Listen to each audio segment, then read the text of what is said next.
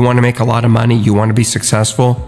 How do I get from where I am to where I need to be? I didn't want to be rich. I just didn't want to be poor. I started 10 years ago with a vision and 2 employees, and now we're 250 people. We'll do 150 million this year. And every day when I get off the elevator and I walk into my office, it's this feeling of accomplishment and satisfaction, knowing that I had this vision, and a few years later, it's real. You know, when I was younger, my parents didn't speak any English, and like many immigrants, since I was a little kid, I was 8 years old when we came to North America, and so I had to read the contracts. You know, when my dad bought a house, I had to read the mortgage and go through the paperwork. And when I was around 18 or 17, I looked at being, at that point, we were, you know, lower middle class, and I said, how do I get from where I am to where I need to be? And so I started calculating how much money I would have to make in order just to buy a house. And then I added the taxes into it and all the other stuff. And I realized how difficult it was going to be to accumulate capital, because that's the hardest thing to do, is to accumulate capital. It's one thing to get paid a lot of money, but if you look at the tax system in North America, it's really hard to amass capital. And I just decided that I didn't want to be where I was. I didn't want to be middle class or lower middle class or mediocre. I just wanted to be great at something. Because I figured out that the people that I saw that were doing great things were fundamentally great at one thing. The analogy I always use is Peyton Manning gets paid $10 million a year. He doesn't get paid $10 million a year to tackle, to kick the ball, to play defense. He gets paid $10 million a year to do one task and do it really, really well. Nobody buys from you. Nobody makes you wealthy because you're okay at something. The world does not reward mediocrity, nor does it reward average. It only rewards exceptional. So you got to find that one thing that you're good at, and you got to become great at it.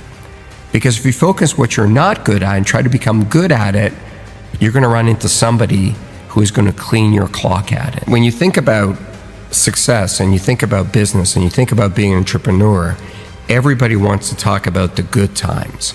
And I always say to people, it's easy to be an entrepreneur when the sun is shining. It's easy to run your own business when there's good cash flow and people love you and there aren't many problems. But have that same desire to do it when your biggest customer just left, or do it when you don't have enough cash to make payroll, or do it when you've got real problems at home and nobody cares. Being a great entrepreneur is the ability to stay focused and highly motivated when there's failure around you. It's not your ability to handle success that'll decide how successful you'll be. It's your ability to absorb failure. Not take failure, not get hit, but absorb it. I mean, absorb it with every fiber of your body. When there are those days where you feel like, I just cannot go on. Get up on those days, get in front of your team, and get them going in the same direction, and be highly motivated on those days. Because if you can do it on those days, you can do it any day. Being a successful entrepreneur is really lonely. I'm not saying that because I expect people to call me up and say, I'll be your friend and look for sympathy. But it's true. The more successful you are as an entrepreneur, the lonelier it is, because there's just less people that you can hang out with. And, you know, the bigger you are, also the bigger the target on your back. And someone's always out to get you. When you're starting out and things aren't going well, misery really does find company. It's easy to find a lot of people to have a beer with and hang out with. But that level of focus to keep going is really difficult. And so one of the things I try to do is I look for people that have been where I want to go. And I love to learn. I've looked for many people along the way. From Warren Avis, the guy who started Avis Rent-A-Car, I used to work for him indirectly. He owned a holding company that I worked for, and he was a great guy. To people you've never heard of, to even some of the other sharks. I've learned a lot from Mark Cuban. I've learned a lot from Damon John. I've learned from a lot of people. The biggest lessons and my biggest mentor was always my dad, because that level of courage I had never seen in another human being. And when I was younger, I didn't really understand it. Once I got older, I understood the sacrifices that he had to make for me to be given the opportunity to be successful. I mean, he was 37 years old, left a communist country, crossed the border, hopped on a boat, and brought his wife and me, my mom and I, with one suitcase to a foreign country where he didn't speak the language, didn't know a single soul, and we had something like $20 in our pockets. That's courage. And as I got older, what I really learned out of that is never complain, because number one, nobody cares, and two, all you deserve in life is an opportunity. Man, when something gives you an opportunity, you got to take it, you don't complain, and you got to go for it. I'm a highly emotional guy. I'm a highly passionate guy. I love my business. I love everything about it. Where I'm not emotional is when it comes to winning or losing. You've got to be very careful about not taking your own bias or emotion into a negotiation or into a fight or into anything, because you've got to be very clear what the goal is. And in business, the goal typically is to make money. When I went to sell my first business to AT&T, I didn't want to sell it. And so it was the night before we were supposed to close the deal. And so I changed my mind and I called the CEO at the time and I said, "Oh, I can't sell this business."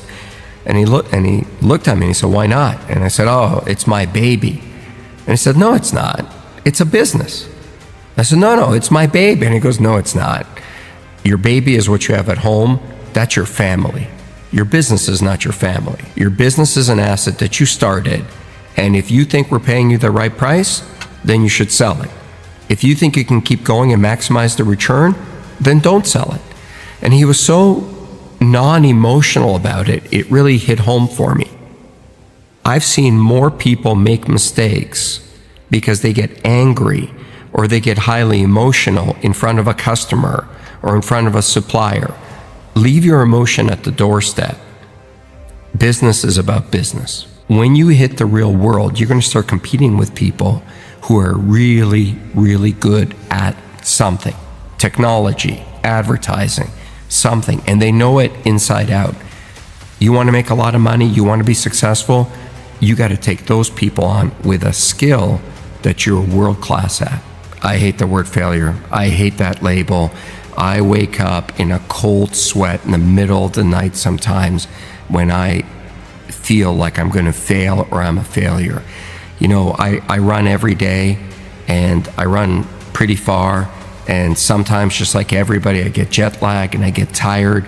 And when I get to that point where I feel I cannot go on, this little inner voice inside me says, "What are you? A failure?" And then I don't care if my feet are going to fall off and blood is going to start dripping out of my veins. I will not stop. I hate that word. I do not want to be defined by that word.